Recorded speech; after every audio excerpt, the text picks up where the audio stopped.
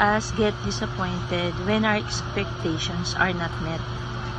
Yung inaakala natin na gagawin ng isang tao sa atin o isang bagay na magiging pabor sa atin, tapos hindi yun nangyari or hindi na-meet yung inaakala natin mangyayari, agad tayo nagdismaya.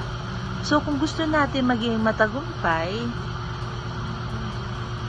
dapat natin tandaan na huwag tayo umasa kahit kanino na may gawin silang pabor para sa atin. So ito yung, here are the 9 things that you must let go if you are going to succeed. Don't expect people to agree every time you speak. Kasi kung ikaw yung tao na gusto mo yung lahat ng tao na nasa paligid mo pumabor kung ano yung gusto mo, kung ano yung gusto mong gawin or isipin, talagang madidisappoint ka. Kasi iba-iba ang tao, iba-iba yung kanilang opinion, iba-iba yung ugali nila, yung pananaw nila.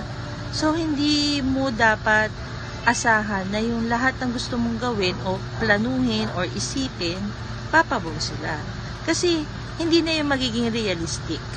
So, papabor sila sa'yo kahit na hindi naman yun ang nararapat or hindi yun yung tama. Para lang ma-please ka. So, kung gusto mong maging matagumpay, dapat marunong ka rin tumanggap kung ano yung opinion ng iba. Don't expect others to acknowledge you when you berate yourself. Ibig sabihin, may nagagawa tayong pagkakamali, pagkukulang. Dapat, doon sa pagkakamali natin, tayo lang din yung gumawa ng way para maitama yun. Kasi nobody's perfect naman. Lahat nagkakamali. Sa umpisa talagang nagkakaroon tayo ng mga struggles, nag-aalinlangan tayo. Dapat, kung gusto mong pagkatiwalaan ka ng ibang tao, ikaw mismo sa sarili mo, dapat magtiwala ka rin sa kakayahan mo na kaya mong lusutan yon, kaya mong gawin yon, at kaya mong ma-improve yon. Basta tanggapin mo lang kung ano yung naging pagkakamali mo. Don't expect others to respect you when you don't respect yourself. Magsisimula yung respeto sa sarili mo. So, kung mababa ang pagtingin mo sa sarili mo, huwag mo asahan na yung ibang tao mataas ang tingin sa'yo. So, magre-reflect yan kung alam nila na malaki ang tiwala mo at respeto mo sa sarili mo. Hindi mo kailangan hilingin yon or i-ask yon sa ibang tao. Sila mismo magbibigay na respeto sa iyo dahil nakikita nila na karespeto ka. Don't expect others to tell you what to do when you have no idea what you want. Lagi yan ang nagiging problema natin. Gusto mo na humingi ng opinion ng iba. Kung ikaw mismo sa sarili mo, hindi mo alam kung ano ba talaga yung gusto mong gawin, anong gusto mong mangyari. So, dapat manggagaling yan sa'yo. Ano ba talaga yung gusto mong mangyari? Ano ba yung gusto mong makuha from others? Feedback or opinion or suggestion? So, dapat sa sarili mo pa lang, kung gusto mong humingi ng advice sa ibang tao, alam mo kung ano yung gusto mong mangyari at gusto mong maganap. Don't expect others to stay when they're ready to go. Yan yung masaklap kasi gusto natin na ang tao sa paligid natin magstay. Ayaw natin iniiwan tayo. Ayaw natin na aalis sila sa tabi natin. So, gagawin natin lahat ng way para magstay sila. Lahat ng favor, lahat ng pwede natin i-sacrifice, lahat ng kaya natin ibigay. Pero, hindi naman na yun ang solusyon para magstay siya. Kasi magstay man siya, hindi na siya happy. So, parang napipilitan na lang, ganun din ikaw. Kasi ginagawa mo lang yun para magstay siya. So, pinakamabuting gawin is set her or his free. Kasi yun na magpapalaya sa inyo para magkaroon kayo ng successful na buhay at masayang buhay. Don't expect others to know what you're thinking when you know yourself. Dito minsan nagkakaproblema tayo. Kasi gusto natin na maintindihan tayo ng ibang tao. Kung ano yung nararamdaman natin, kung ano yung naiisip natin. Pero sa sarili natin, meron na tayong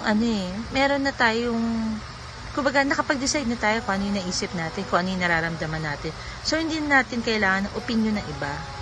Ang kailangan natin is maging tapat tayo sa sarili natin. Tanggap natin kung ano man yung nararamdaman natin, kung ano yung gusto natin gawin. Bago tayo humingi ng opinion sa iba. Kasi opinion yan ng iba. Pwede yan makatulong, pwede rin makasama. So, dapat confirm natin sa sarili natin. Ano ba ang gusto natin mangyari? Saka tayo mag-seek ng ibang opinion ng ibang tao. Don't expect others to fix things when you can find solutions for yourself. Okay lang naman na hindi mo maayos kung ano man yung maging problema. Ang hindi okay is yung i-blame natin yung iba na hindi yun maaayos. Kasi kapag nag-blame tayo or nanisi tayo ng ibang tao, hindi, inaalisan natin yung sarili natin ng abilidad na maayos yung mga bagay na kaya naman nating i-handle. So, inaasa natin doon sa tao na yon na maayos yung bagay-bagay. Pero deep inside, kaya naman natin eh. Tapos, takot lang tayo na ma-blame sa huli. Takot lang tayo na sa atin maibuntun yung sisi kapag nagkamali or pag nagkamali ng desisyon. So, dapat responsibility natin kung ano yung maging desisyon natin. Don't expect others to make you a priority when you haven't made yourself important. Di ba parang, paano ba mangyayari yun? Kasi, syempre gusto natin na priority tayo ng tao, ng kaibigan natin, ng family natin. Pero, tayo mismo sa sarili natin, hindi natin kayang i-value yung sarili natin kung paano natin gagawing i-priority yung sarili natin. Kasi, lalo na kung ang ugali natin ay selfless, mas iniintindi kasi natin yung ibang tao eh. Mas priority natin yung ibang tao. So, huli natin na iisip ko ano yung kailangan natin, ano yung magpapasaya sa atin. So, dapat i-treat muna natin yung sarili natin ng bonggang-bongga. I-treat mo kung ano yung gusto mo. Ibigay mo. Kahit minsan, just for a while, paramdam mo sa sarili mo na important ka. So, gawin mo special yung sarili mo. Gawin mo yung kung ano yung ginagawa mo sa ibang tao, sa pamilya mo, gawin mo rin sa sarili mo. Para maramdaman mo rin na napaprioritize ka rin ng ibang tao. Don't expect others to forgive you when you don't forgive yourself. Kasi kung nag-aantay ka lang na patawarin ka ng taong nagawa mo ng kasalanan, pero sa sarili mo, alam mo may pagkakamali ka, hindi mo makukuha yung justice or yung forgiveness na inaasam-asam mo. So, wala naman kasi ang kaso kung sino yung nagkamali eh. Kung sino yung magsusorry, kung sino yung magpapakumbaba. Kasi, hindi natin masasabi na in other way around na